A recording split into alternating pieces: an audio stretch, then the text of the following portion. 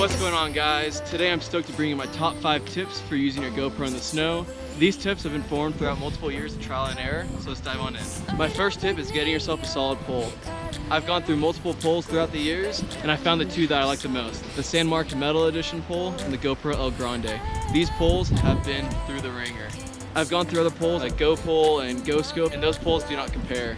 When I'm riding, I like to push my limits when following my friends and going throughout the trees and jumps and throughout the whole mountain. And I don't want to be set back because of a weak pole. Getting yourself a strong pole that is durable will ensure that if you take a slam, your pole won't break. Getting yourself an extending pole will help you get high and low angles as well as selfie shots, and will give you the most versatility over any other GoPro mount. I prefer using the pole when shredding around with my friends rather than the head mount or any other mount. My second tip is getting yourself a proper SD card. I've heard multiple horror stories of people's GoPros not working, and it ends up being from the wrong SD card. Cards like SanDisk and any other off-brand cards usually cause problems with the GoPro, so I recommend the Lexar 1000X or the 633X cards. These things are lightning fast for reading and writing, and I haven't had any problems with my GoPro. So if you're having problems with the GoPro right now, check your SD card and get yourself a Lexar if you're having problems. So if you're interested in those Lexar cards, I'll leave a link below so you guys can check them out. My third tip for you guys is using the frame housing.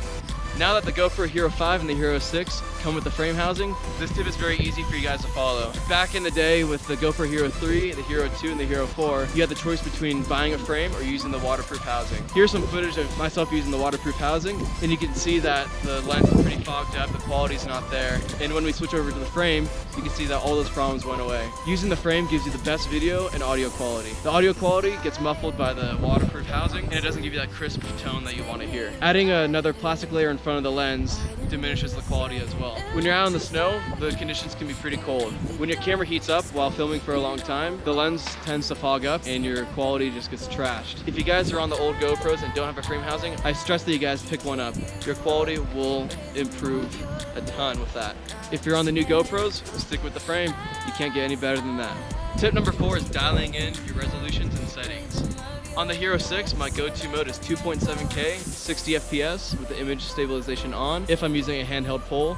But if I'm using the camera grip, I switch it over to 120 FPS to get the maximum slow motion out of it. And I don't have to worry about image stabilization because I have the camera grip on. I find that 2.7K 60 gives me the best quality as well as the best stabilization if I'm running and gunning with a handheld pole. Usually when I'm riding around with friends, I switch between follow cam to selfie cam, to taking photos of my friends to selfie photos. So the majority of the time I'm not using a camera grip, so I need that image stabilization if I'm riding around. When it comes to taking photos, I will always lock in at 0.5 second time-lapse mode, 30:2 burst mode, and the settings will be right here, so you can lock them in as well.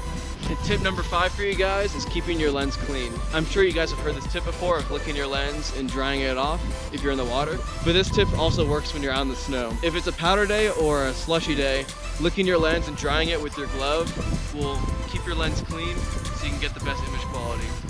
Earlier in the week, we had some pretty crappy conditions where it was really hot and very rainy and wet, and it was next to impossible to keep the lens dry, but we were able to make do with it on a couple runs and walk away with some good footage and some good photos. But on a dry powder day, licking your lens and drying it with your glove and letting it dry for a bit will make sure that your lens stays clean so you don't miss the shot.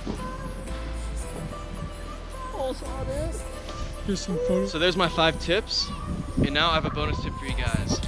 This is the number 1 most important tip that I stress the most to anyone who asks me how I get the best quality out of my GoPro. Knowing the relation of your lens and where it's pointed and the direction of the sun is important.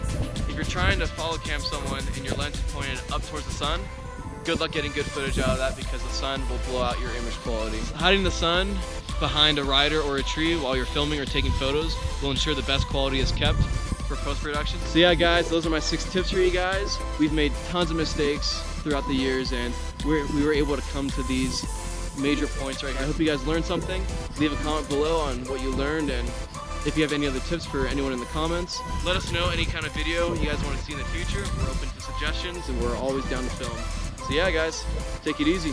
Peace.